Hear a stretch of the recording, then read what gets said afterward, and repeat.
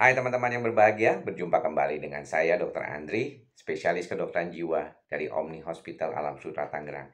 Di kesempatan kali ini, saya sedang mencoba kamera handphone baru ya. Jadi kalau ada yang kurang pas atau kurang baik, ya mohon maaf karena ini memang sengaja saya pakai aja gitu ya. Kualitasnya mungkin agak lebih rendah daripada yang saya pakai biasanya, tapi just sekedar mencoba lah.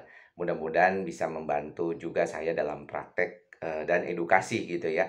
Nah, sebelumnya saya ingin mengingatkan buat yang baru pertama kali muncul di channel saya, silahkan subscribe karena ternyata memang 60% lebih setelah saya lihat statistik para penonton video YouTube channel saya itu bukan subscriber loh. Jadi buat teman-teman yang belum silahkan subscribe dan nantikan video terbaru setiap harinya di channel YouTube Andri Psikosomatik ini. Nah, pada kesempatan kali ini saya ingin berbicara tentang masalah gangguan jiwa berat. Jadi gangguan jiwa berat ini jarang saya bicarakan, hanya sesekali saja karena fokus saya memang lebih ke gangguan cemas dan psikosomatik. Tapi hari ini saya mau bikin suatu edukasi atau informasi yang berkaitan dengan gangguan schizophrenia. Nah, gangguan schizophrenia ini ditandai oleh adanya waham atau delusi dan halusinasi. Apa itu waham? Waham adalah keyakinan yang salah yang dipertahankan secara kukuh atau kokoh oleh orang tersebut, walaupun apa yang dia ungkapkan tidak sesuai dengan kenyataan atau tidak sesuai dengan kondisi kehidupan, latar belakang, ekonomi, sosial, budaya dari orang tersebut. Dan biasanya waham ini ada beberapa jenis ya. Yang paling sering adalah waham paranoid. Misalnya dia merasa ada orang yang mau menjahati dirinya, tetangganya mau berbuat jahat kepada dia. Dan juga ada waham kebesaran ya. Biasanya itu merasa diri istimewa, menjadi nabi, menjadi pemimpin umat manusia ya, punya pengetahuan yang tinggi ya, tetapi ternyata kenyataannya tidak demikian gitu ya. Jadi ini sangat bertentangan sekali ya dari bukan orang yang percaya diri nih. Kadang-kadang ada orang percaya diri gitu, oh saya punya ini, saya mampu ini gitu ya. Ya tapi kalau dia benar ya nggak apa-apa gitu. Tapi kalau waham ini tentunya tidak sesuai dengan kenyataannya. Atau orang bilang tuh eh, adanya fantasi yang luar biasa yang tidak sesuai dengan apa yang dialami oleh orang tersebut gitu ya.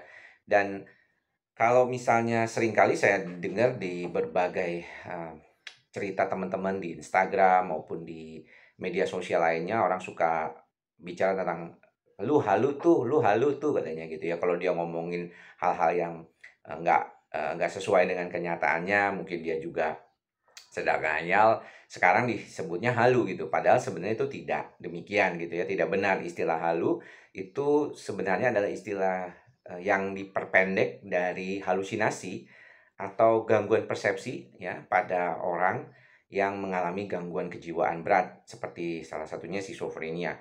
Nah, gangguan persepsi ini biasanya ditandai dengan adanya halusinasi ya, halusinasi dengar ya. Jadi dia ngedengar bisikan, ngedengar sesuatu di telinga dia, menyuruh dia melakukan sesuatu atau berbicara tentang dia baik yang buruk ataupun yang netral gitu ya. Juga ada yang misalnya bisa menyuruh-menyuruh untuk melakukan sesuatu. Ada juga halusinasi visual. Halusinasi visual itu dia melihat ya sesuatu yang sebenarnya orang lain lihat nggak ada gitu ya. Jadi dia hanya melihat sesuatu yang tidak ada. Kemudian juga ada juga namanya halusinasi taktil. Jadi dia merasa seperti tangannya itu ada yang bergerak ya. Biasanya ada binatang ataupun sesuatu lah yang ada dianggap berada di bawah kulitnya dia. Dan kedua gejala ini adalah kedua gejala yang sangat penting yang dikaitkan dengan masalah gangguan kejiwaan berat, yaitu halusinasi dan delusi atau waham ya. Dan kalau misalnya ada kasus seperti ini di teman atau keluarga kita, maka harus segera berobat ya. Permasalahannya adalah orangnya suka kadang-kadang tidak merasa sakit. Jadi keluarga biasanya direpotkan dengan kondisi ini, biasanya baru masuk rumah sakit jiwa kalau sudah ngamuk gitu ya, sudah melakukan tindakan kekerasan baik pada orang lain maupun pada dirinya sendiri karena adanya halusinasi dengar yang luar biasa terus-menerus atau adanya kondisi yang berkaitan dengan kekhawatiran, ketakutan yang luar biasa ya. dia jadinya nggak bisa keluar kamar, makan juga sendiri, tidak mau dikasih makanan dari orang lain gitu ya, karena takut diracunin atau takut diguna-guna misalnya kayak gitu. Nah, ini adalah salah satu hal yang perlu diperhatikan oleh teman-teman semua, apalagi kalau yang punya keluarga seperti itu. Karena memang masalah halusinasi dan waham ini hanyalah sebagian eh, besar dari gejala-gejala yang ada pada pasien skizofrenia. Gejala lainnya adalah kebingungan, ya, proses pikir yang kacau. Makanya orang bilang suka kok ngomongnya ngaco ya gitu ya. Itu adalah tanda-tanda awal ya. Biasanya tanda-tanda awal itu adalah kebingungan, pikiran yang kacau dan penarikan diri ya. Jadi tadinya tuh punya banyak pergaulan di mana-mana, sekarang kok jadi menarik diri dia. Nah, ini yang seringkali terjadi pada orang-orang yang mengalami skizofrenia.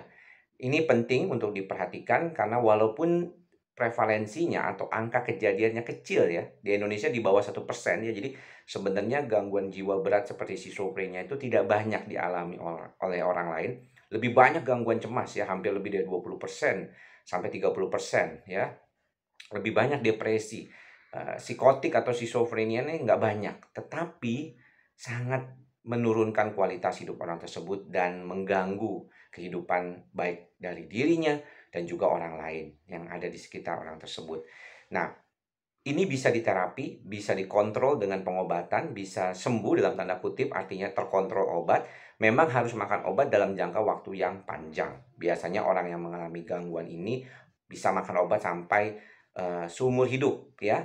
Dengan dosis yang biasanya makin lama makin kecil tentunya, tidak perlu terlalu khawatir. Tapi baiknya memang sebenarnya jangan lepas obat ya. Saya selalu menyarankan kepada pasien-pasien yang mengalami skizofrenia itu jangan lepas obat ya, walaupun mungkin makannya nanti jadi seminggu sekali atau seminggu 2 kali gitu ya, tapi jangan sampai lepas obat karena kita jangan sampai dopaminnya meningkat. Ya jadi jangan sampai dia dopaminnya meningkat, tuing begitu ya. Nah, ini yang perlu. Permasalahannya adalah kebanyakan pasien juga setelah diobati dengan obat-obatan antipsikotik ini tidak baik sepenuhnya. Nah, maksudnya apa tidak baik sepenuhnya? Tidak baik sepenuhnya itu adalah si pasien ini akhirnya kok membaik, gejalanya nggak ada, halusinasinya nggak ada, delusinya nggak ada, wahamnya nggak ada. Tapi dia jadi males, ya, jadi nggak mau ngapa-ngapain. Di rumah diem aja gitu ya, nggak ada keinginan untuk melakukan sesuatu gitu. Dan inilah yang membuat banyak orang-orang yang mengalami gangguan seperti ini tuh akhirnya menjadi seperti beban buat keluarganya karena nggak bisa ngapa-ngapain gitu. Nah, salah satu cara terapi yang disarankan memang adalah terapi okupasi. Orang itu diharapkan untuk bisa bekerja. Ya, jadi harus mencari pekerjaan yang bisa dilakukan oleh orang ini setelah sembuh, setelah terkontrol gejalanya. Dan inilah yang paling penting. Dan jangan lupakan untuk makan obatnya. Ya, walaupun merasa sudah baik, sepertinya kayak hipertensi kan. Hipertensi kan atau darah tinggi begitu ya. Kalau nggak makan obat dia naik tensinya. Ini juga begitu. Kalau nggak makan obat dia naik. Dia punya dopaminnya. Jadi selain daripada makan obat teratur, mencari pekerjaan okupasi yang cocok untuk pasien ini adalah sangat penting. Seringkali pasien datang ke saya ingin baik, ingin sembuh gitu ya. Padahal dalam proses pengobatan dengan psikiater lain sebenarnya sudah. Dan saya seringkali mengatakan bahwa sebenarnya sudah apa yang diberikan sudah bagus, Bu. Tapi kok nggak pernah baik ya? Anak saya kok kayaknya nggak ada niat lagi mau ngapa-ngapain. Ya, ini adalah salah satu gejala sisa yang seringkali malah lebih sulit ya, atau kita dalam praktek seringkali disebut sebagai gejala negatif dari schizophrenia. Ini malah lebih susah untuk disembuhkan daripada kondisi gangguan wahamnya atau halusinasinya sendiri. Jadi mudah-mudahan informasi singkat ini bermanfaat buat teman-teman yang uh, ingin mengetahui lebih jauh tentang apa itu waham, apa itu halusinasi, dan apa itu schizophrenia. Dan buat teman-teman yang punya keluarga yang mengalami schizophrenia, mudah-mudahan ini menjadi salah satu masukan. Juga buat pasien yang sekarang ini sudah membaik dengan kontrol obat, jangan lupa makan obatnya dan jangan lupa untuk kontrol minimal ya 3 bulan sampai 6 bulan sekali ke dokternya kalau sudah terkontrol agar bisa membantu dirinya untuk menjadi orang yang lebih baik lagi ke depannya. Mudah-mudahan apa yang saya sampaikan ini bermanfaat. Jangan lupa tetap menjaga kesehatan jiwa dan raga supaya kita tetap menjadi manusia yang lebih baik lagi ke depannya. Sampai bertemu di lain kesempatan. Salam sehat jiwa. Bye-bye.